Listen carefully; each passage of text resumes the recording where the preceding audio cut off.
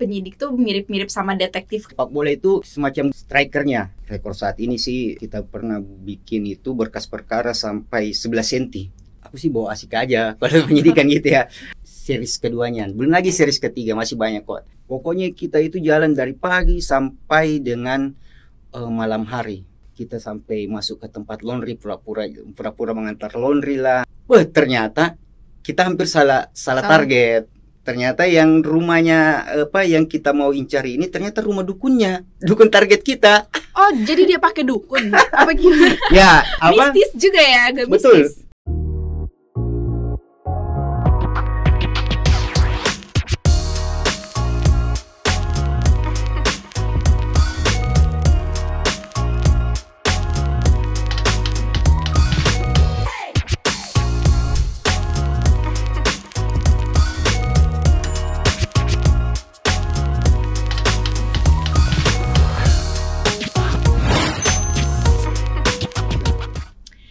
Salam Nusantara, Lestari Jaya. Halo sahabat Bahari, udah pada ngopi belum hari ini? Kalau belum, yuk ngopi dulu, ngobrolin pengawasan Indonesia. Hari ini kita bakal ditemenin sama narasumber yang kece dan keren yang tentunya bakal nemenin kita dalam beberapa waktu ke depan. Nah, sebelumnya, boleh nih Pak diperkenalkan dulu Bapak siapa dan menjabat sebagai apa di sini?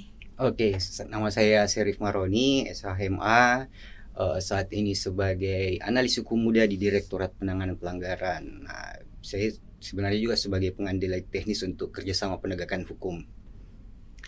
Oke, tapi kayaknya kalau misalkan saya manggil Bapak, kesannya Bapak itu tua ya. Gimana kalau misalkan saya panggil Bang nih, biar suasananya juga cair dan asik nih ya. Gimana, berkenan nggak? Lebih berkenan dipanggil Dayang aja. Karena dari Makassar kan. Siap.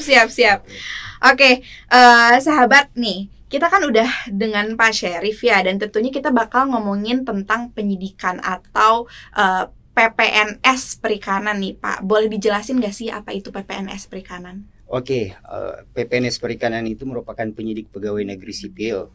Nah, secara umum dia tuh aturannya ada di dalam Kitab Undang-Undang Hukum Acara Pidana. Tapi khusus untuk PPNS di JNPSDKP itu kita mempunyai beberapa kewenangan.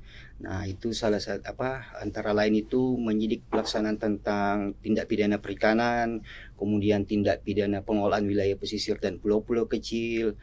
Nah, termasuk juga yang paling terbaru yaitu tindak pidana pencucian uang yang asal tindak pidananya itu berasal dari tindak pidana perikanan ataupun di pengelolaan wilayah pesisir dan pulau-pulau kecil. Nah, tugas kita sebenarnya di penyidikan itu bagaimana mengungkap suatu peristiwa pidana untuk menemukan tersangkanya. Kemudian kita ajukan kepada jaksa penuntut umum untuk diproses lebih lanjut ke tingkat penuntutan maupun di tingkat pemeriksaan pengadilan. Kalau kayak gitu penyidik tuh mirip-mirip sama detektif kayak gitu gak sih Pak? Apa beda? Waduh, kalau mirip detektif ya enggak juga sih. Karena di PSDKP ini kan proses bisnisnya dengan dengan personil-personilnya itu macam-macam ya. Kita kan tahu juga di PSDKP ini ada awak kapal perikanan, ada pula juga dengan pengawas perikanan, ada juga dengan pengawas kelautan atau Polsus. Nah, posisinya penyidik ini atau PPNS di JNPSDKP ini kalau di sepak bola itu semacam goal getter, strikernya. Ya bagaimana harus ciptakan gol.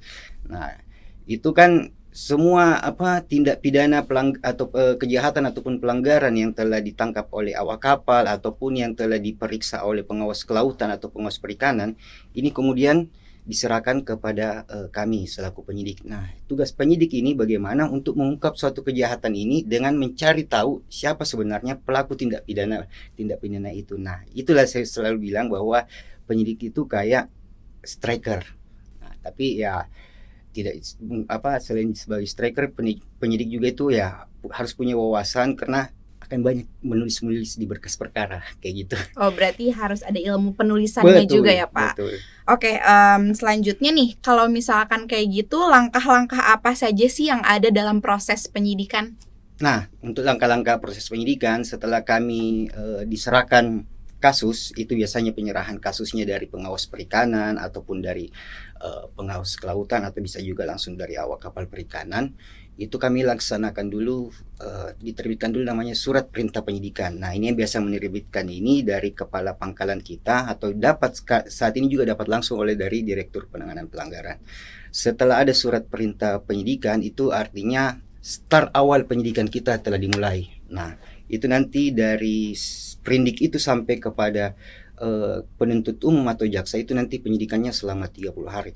Setelah ada sprindik, kita laksanakan biasanya dengan sprintkap, surat perintah penangkapan. Nah, kalau kita menilai calon tersangka atau tersangka ini kemungkinan kabur atau melarikan diri atau menyembunyikan barang bukti, kita bisa laksanakan penahanan, terbit lagi sprintan.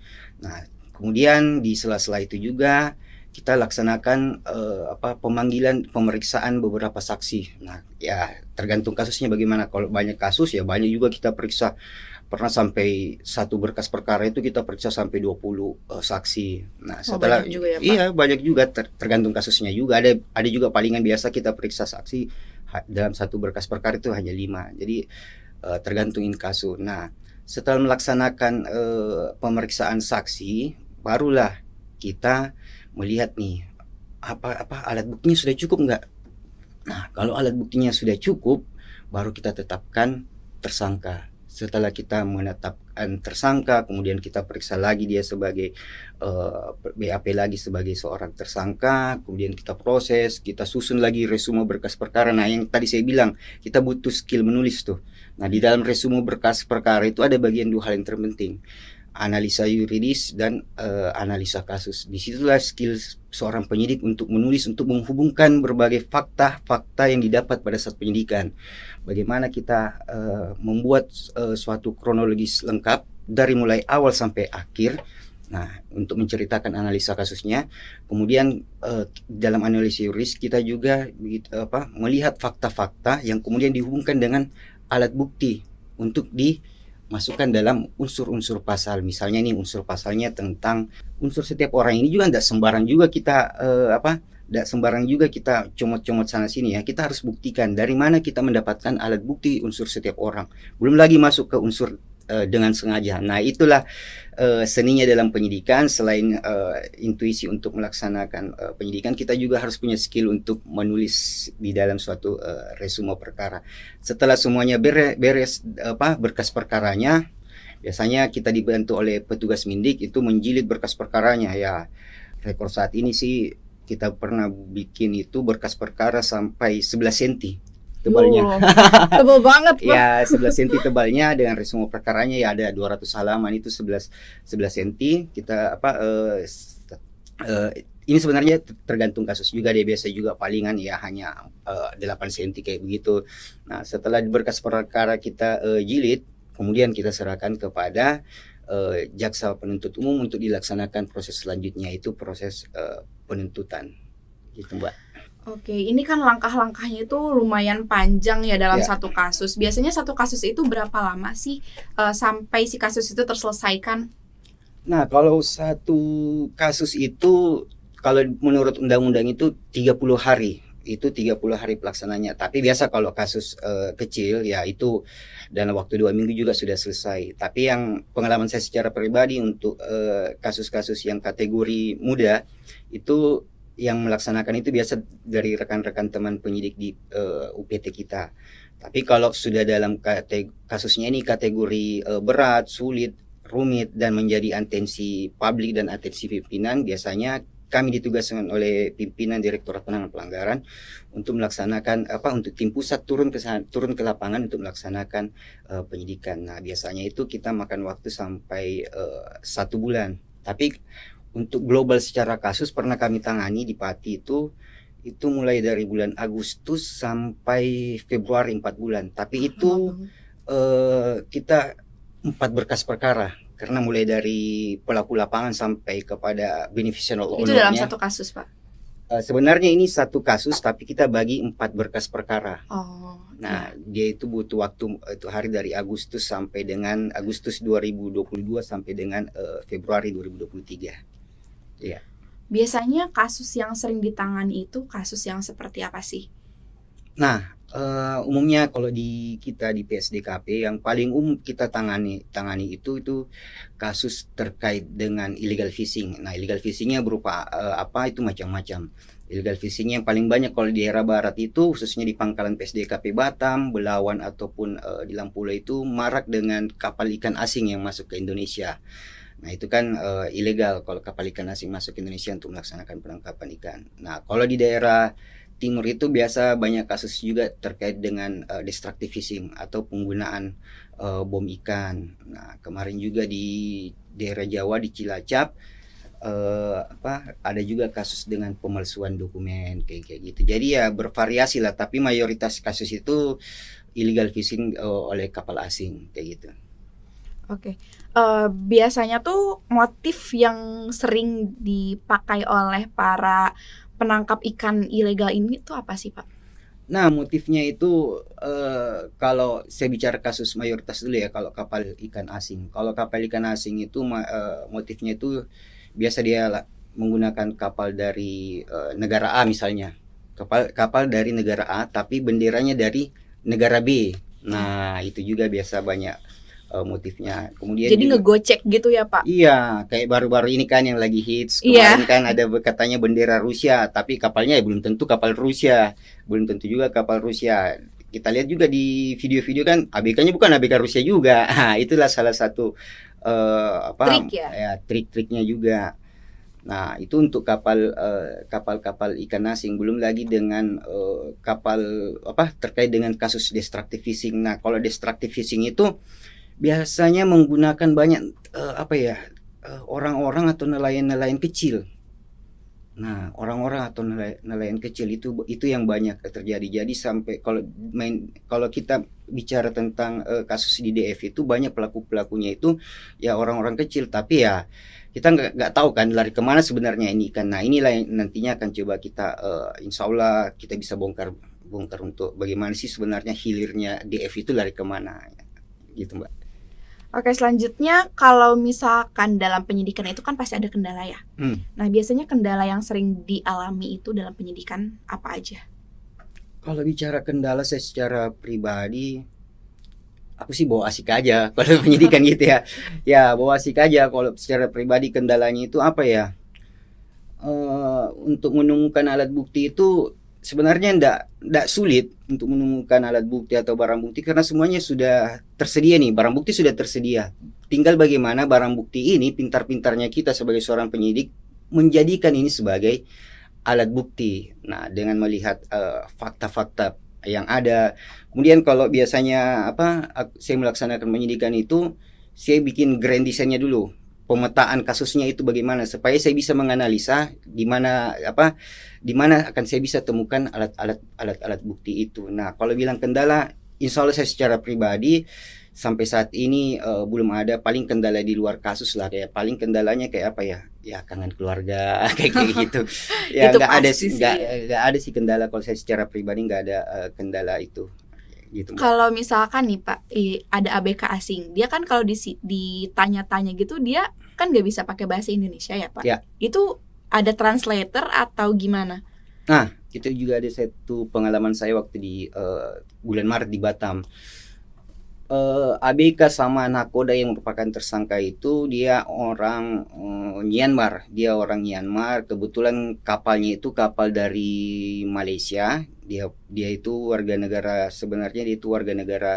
Myanmar. Ya mau tidak mau kita harus gunakan penerjemah, dan kebetulan di Batam itu kan banyak banyak orang yang bisa menguasai bahasa. Nah, kebetulan ada yang dekat dengan tim di PSDKP Batam, dia itu pintar bahasa Myanmar, akhirnya kita gunakan juga penerjemah. Dan pastinya di UPT lain juga itu biasanya sudah punya kenalan dengan penerjemah untuk menerjemahkan atau untuk mentranslate ABK ataupun nakoda asing itu. Oh, mungkin itu menjadi salah satu kendala dalam bahasa kali ya Pak? Oh iya, dalam bahasa kendala. Ya, Pak. Bodong. Oke, kalau saat ini ada kasus yang sedang ditangani nggak sih Pak? Kalau saat ini ada kasus yang sedang ditangani yang lagi hits kemarin yang dipimpin langsung dengan Pak Dirjen di Laut Arafura. Ya, yang Nah di Tual itu ya. ya betul, Ya. yang di Tual yang saya bilang tadi itu apa, kapal RZ berbendera Rusia. Itu sementara kami tangani. Nah, ini kita mau ke Tual juga nih. Hari ini Pak? Ya. Hari ini apa? Gimana? Insya Allah hari saya ke Nabire dulu, kebetulan ada acara, kemudian saya lanjut ke Tual nanti untuk Semoga bergabung dengan dipermudah ya tim Pak dan ini. diperlancar. Amin. Oke, biasanya di kasus ini tuh udah menemukan bukti belum sih Pak? Nah, ini kan sebenarnya kasus yang ini tuh sebenarnya sudah jilid 2 ya, dalam artian sudah ada kasus sebelumnya. Kalau kasus sebelumnya itu terkait dengan kapal pengangkut sudah kita tim penyidik waktu minggu lalu itu sudah menyerahkan berkas perkaranya kepada jaksa. Nah, ini kan lagi ada series keduanya, belum lagi series ketiga, masih banyak kok. Terkait dengan alat bukti apa yang digunakan, saya belum mau ngomong dulu. Itu kan itu masih rahasia ya? Masih rahasia. Masih secret, Ya, top secret. Masih secret karena masih proses penyidikan. Oke, selama Bapak menjabat sebagai PPNS nih Pak, kasus penyidikan apa sih yang paling berkesan?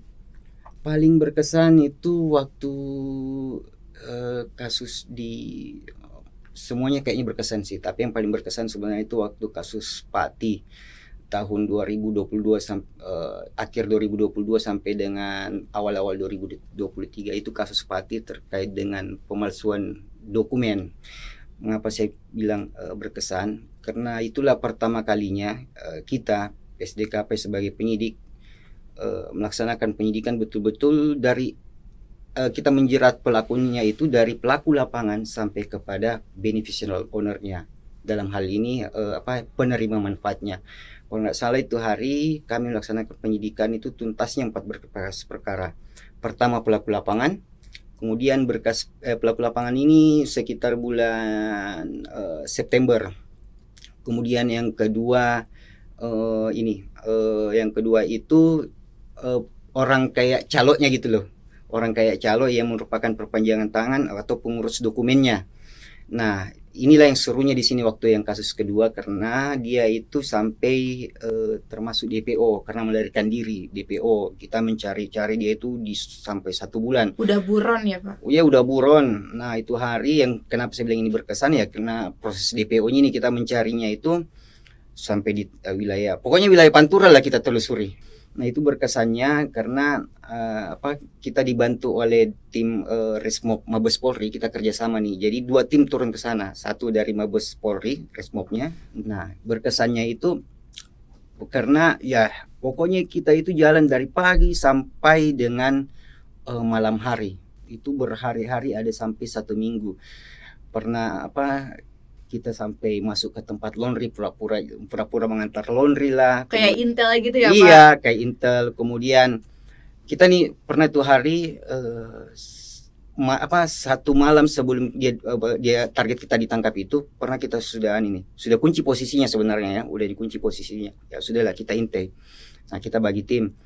Ada beberapa teman Resmo Polri sama dari tim penyidik turun tuh pakai sarung lah, pakai songkok, naik motor pinjam. Ini kita pinjam motor warga di sekitar situ.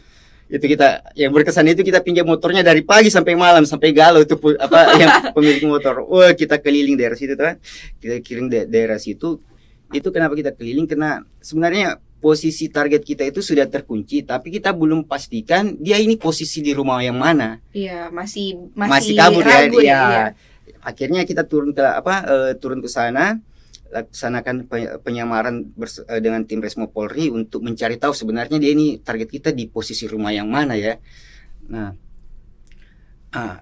serunya juga pada saat malam hari yang pada saat kita sudah melakukan penggerebekan, ternyata kita hampir salah target. Ternyata yang rumahnya yang kita mau incari ini ternyata rumah dukun target kita. Oh, jadi dia pakai dukun? Apa gimana? Ya. Mistis juga ya, agak betul. mistis. Kenapa kita bilang dukun ya? Karena warga situ bilang itu dukun. Oh. Dan lucunya katanya teman, kebetulan bukan saya, ada teman Mas Angga lah, Mas Angga itu hari bersama polisinya, dia bilang kayak sempat dihipnotis juga katanya. Nah dia masuk ke rumah target itu, ternyata target kita yang DPO itu nggak ada di situ, tapi ya itu tadi si dukun itu yang ada di situ. Terus kayak gimana tuh Pak kalau kayak Ya gitu? akhirnya alhamdulillah kita nggak sampai bilang menggerebek ya, nggak sampai bilang laksanakan penangkapan, baru mencari informasi dulu. Nah, akhirnya ya nggak jadi ditangkap lah, itu malah maksudnya salah target rumah lah istilahnya. Nah sudah kita tim putus asa lagi, melapor lagi ke pusat, melapor lagi ke pimpinan. Wah pimpinan bilang, ini kalian bagaimana sih ini? Udah berhari-hari belum didapat juga. Kalian kan sudah sama bareng tim Mabes Polri itu, masa belum didapat. Jadi kita sudah sempat down dan sudah bilang ayo sudahlah, kita balik aja ke Jakarta, kembali ke pusat lagi. Nah akhirnya subuh-subuh setelah bareng-bareng salat subuh kan, setelah salat subuh begitu ya kita sama teman-teman dari Mabes Polri lagi, kita diskusi lagi, dipetakan lagi, kita minta informasi lagi dari pusat untuk pemetaan deteksi handphonenya terbarunya itu ada di mana. Nah alhamdulillah akhirnya sekitar siang hari begitu akhirnya kita dapat lagi deteksi baru posisinya. Ya udah kita deteksi dia itu sampai dia betul-betul tidak berpindah tempat.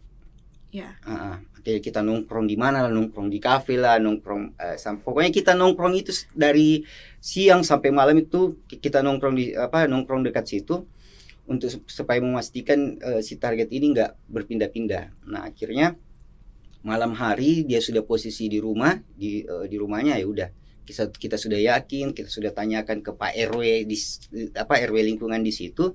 Dan betul target kita memang ada di situ dengan sudah mengganti nama katanya, karena kan kita tunjukkan foto terbaru, dia sudah mengganti nama. Nah, akhirnya jam sekitar menjelang tengah malam kita grebek, kita laksanakan penangkapan dan betul target kita ada di situ. Nah, itulah yang berkesannya ya. Seru juga ya Seru. Pak. Tapi sebenarnya belum sampai di situ juga. Ini baru dua kasus. Ini baru 2 kasus. Ini kan DPO yang si pengurus. Nah, naik lagi nih. Setelah kasus ini, kan kita harus mencari tahu nih, sebenarnya siapa sih dalangnya? Kan dia ini sebenarnya hanya pengurus atau orang yang disuruh. Istilahnya kalau di dunia hukum pidana itu dia ini hanya sebagai media player, orang yang turut serta. Kita harus cari down playernya atau intellectual dader. Siapa sih sebenarnya yang menyuruh melakukan? Nah, ini kita kejar terus.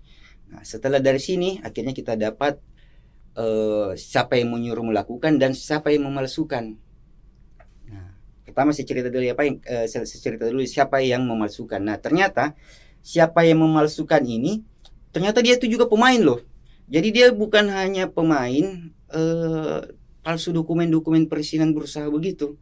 Ternyata dia itu pada saat kita investigasi cari kesana kemari, ternyata posisi pelaku pemalsu ini ada di Depok. Di sini ya, malah di sini ya, lebih dekat ke pusat. Iya, di Depok, dan dia ada di lapas. Ternyata dia sudah jadi seorang terpidana, bukan tersangka lagi ya. Dia sudah jadi seorang terpidana pelaku pemalsuan uang rupiah. Berarti dia beroperasi dari dalam sel apa gimana? Enggak, dia operasi di luar, dari Pati, dari Juwana, bukan dari Pati sih, pokoknya daerah Pantura. Dia operasinya di Tegal.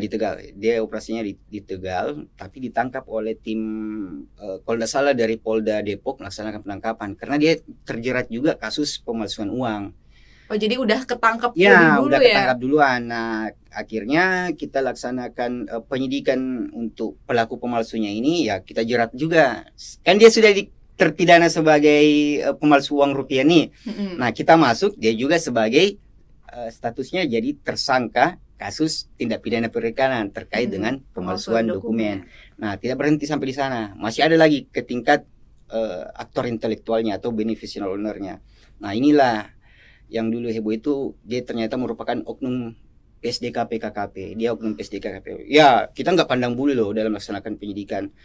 Yang jelas perintah pimpinan laksanakan penegakan hukum sesuai dengan aturan perundang-undangan, ya kita laksanakan. Dan terbukti di lapangan itu kita tidak melihat dia dari institusi mana, karena dia sudah terbukti dapat kita tersangkakan, akhirnya kami laksanakan penyidikan untuk beneficial owner-nya, yaitu ya oknum tadi saya bilang, oknum dari PSDKP KKP. Berarti kayak musuh di dalam selimut ya. Nah, sebenarnya prakteknya juga ternyata dia sudah lama melaksanakan praktek demikian. Ya sangat disayangkan juga ya seorang PSDKP melaksanakan kejahatan juga ya. Aduh, tidak sesuai dengan yang sekarang ya Pak, tagline-nya pantang tercela. Betul ya, dengan pantang tercela. Tapi ya selain kasus pemalsuan dokumen ini, itu kan karena kalau secara kerumitan kasus waktu pemalsuan dokumen rumit sih rumit, tapi yang karena ada DPO-nya jadinya itu berkesan seru. Tapi kalau bilang yang rumit, ya sebenarnya yang rumit itu kasus RZ yang sekarang ini loh, yang lagi di Tarapura, ini yang lebih rumit. Nah, inilah yang arahan pimpinan untuk membongkar semua kasusnya, mulai dari pelaku lapangan dari nakoda sampai kepada intelektual dadernya. Itu yang nanti menjadi tanggung jawab kami, karena arahan pimpinan Pak PLT Dirjen untuk membongkar kasus ini. Insya Allah kami akan laksanakan arahan pimpinan itu. Oke, mungkin di sini ada sahabat Bahari nih yang mau gabung menjadi penyidik atau PPNS Perikanan. Itu tuh gimana ya biar bisa bergabung? Apakah background pendidikannya harus lulusan apa gitu Pak? Oh, kalau untuk penyidik perikanan itu di PSDKP itu mayoritas sarjana kelautan dan sarjana perikanan untuk background pendidikan sebagai penyidiknya. Kalau dari background yang hukum itu ya hanya beberapa sih, kayak bilang saya, Mas Garibaldi, Mas Okta, ada Mas Joshua di Belawan, hanya beberapa. Tapi ya mayoritas karena kan kita institusi kelautan dan perikanan, tentunya mayoritas backgroundnya sarjana kelautan dan perikanan. Oke tuh, sahabat Bahari, kalau misalkan mau gabung boleh ya Pak? Iya, silakan. Oke.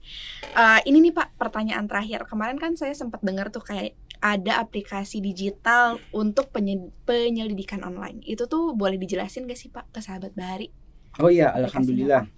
Alhamdulillah di bulan Maret kami laksanakan penyidikan dengan suatu terobosan.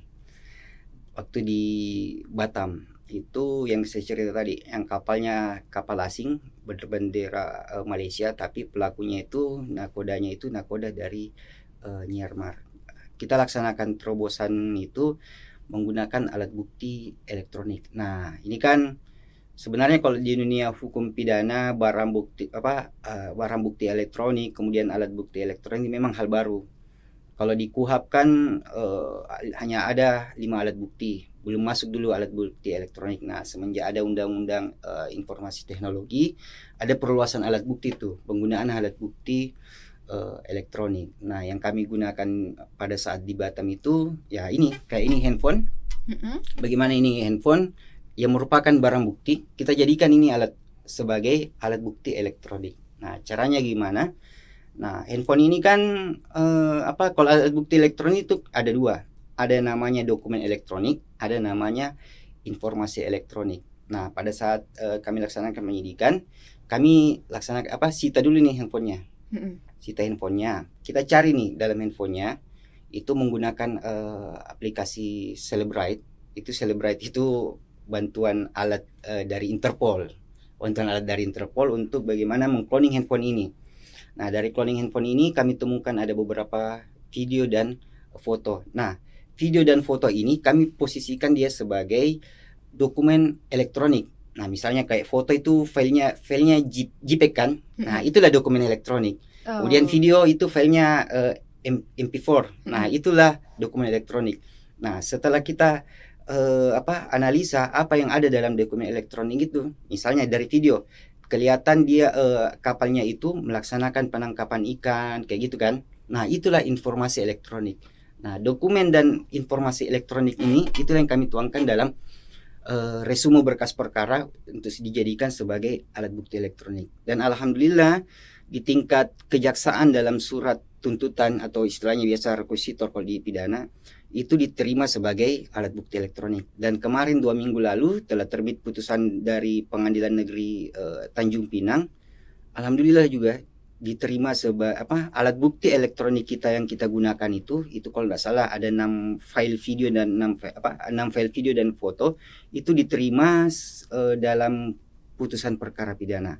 Alhamdulillah kita sudah melakukan terobosan ya. Iya, berarti kita tunggu ini menjadi pionir ya, atau satu-satunya yang pertama menggunakan aplikasi digital Celebrite ini, apa gimana tuh Pak? Kalau pada kasus Batam itu untuk memposisikan dia sebagai alat bukti elektronik itu yang pertama kali. Tapi waktu kasus Pati itu sudah kami gunakan juga kasus Tual tahun 2022 sama kasus Pati juga itu sudah kami gunakan juga Celebrite. Sebelumnya sudah dicoba juga. Dicoba juga, tapi kita belum posisikan dia itu sebagai alat bukti elektronik. Kita belum mengajukan dalam berkas perkara kita bahwa ini loh alat bukti elektronik, belum. Tapi alhamdulillah yang di Maret kemarin kita udah berani nih mengajukan dalam resume berkas perkara kita bahwa ini adalah alat bukti elektronik kami, dan alhamdulillah diterima di jaksa maupun di tingkat pemeriksaan pengadilan.